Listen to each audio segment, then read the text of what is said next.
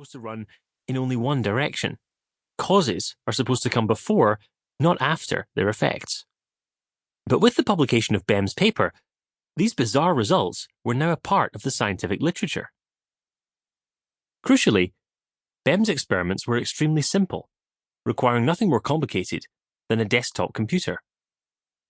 If Bem was right, any researcher could produce evidence for the paranormal just by following his experimental instructions, even a PhD student with next to no resources.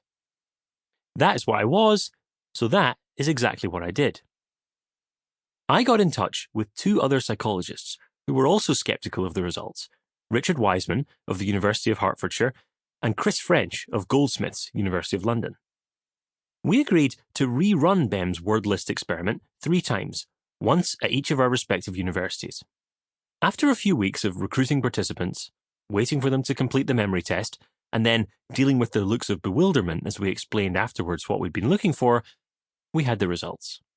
They showed nothing. Our undergraduates weren't psychic. There was no difference in their recall of the words presented after the test. Perhaps the laws of physics were safe after all.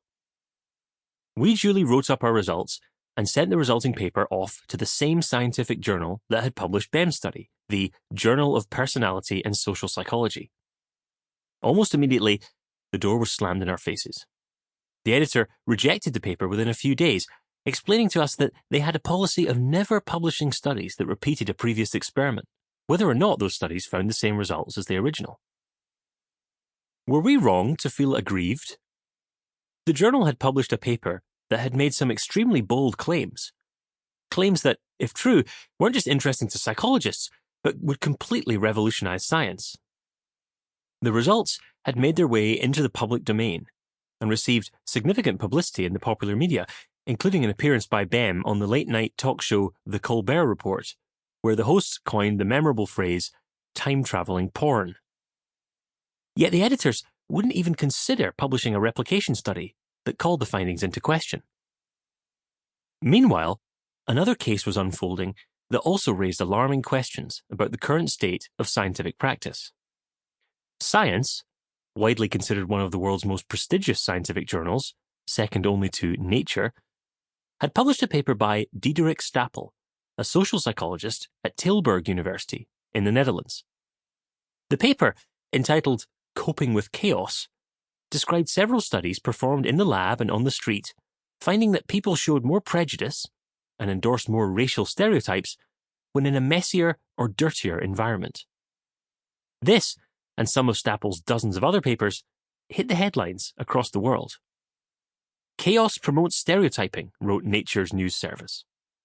Where there's rubbish, there's racism, alliterated the Sydney Morning Herald.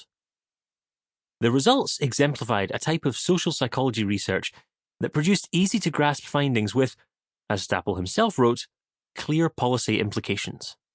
In this case, to diagnose environmental disorder early and intervene immediately. The problem was that none of it was real. Some of Stapel's colleagues became suspicious after they noticed the results of his experiments were a little too perfect. Not only that, but whereas senior academics are normally extremely busy and rely on their students to do such menial tasks as collecting data, Stapel had apparently gone out and collected all the data himself. After the colleagues brought these concerns to the university in September 2011, Stapel was suspended from his professorship. Multiple investigations followed.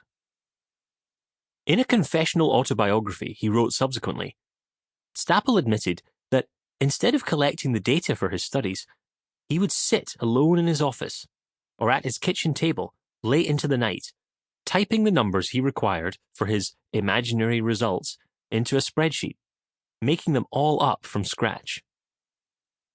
I did some things that were terrible, maybe even disgusting, he wrote. I faked research data and invented studies that had never happened. I worked alone, knowing exactly what I was doing. I didn't feel anything, no disgust, no shame, no regrets.